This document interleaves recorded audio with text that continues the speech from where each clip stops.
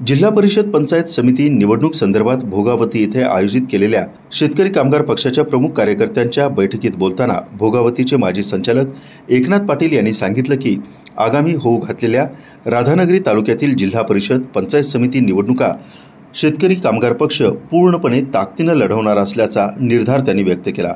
अध्यक्षस्थानी भोगावती साखर कारखान्याचे संचालक दत्तात्रय पाटील हे होते।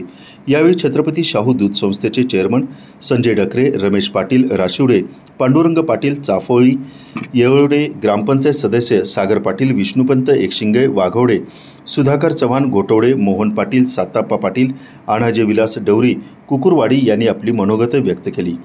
या बैठकीत ताराई जिल्हा परिषद मतदारसंघातून पद्मजा एकनाथराव पाटील कंथेवाडी, राजश्री अमृत पाटील तराळे, मीनाश्री मोहन पाटील आणाजे, तर राशिवडे जिल्हा परिषद मतदारसंघातून संजय डकरे राशिवडे पंचायत समिती मतदारसंघातून स्वाती सागर पाटील येळवडे यांनी आपण इच्छुक असल्याचं सांगितलं।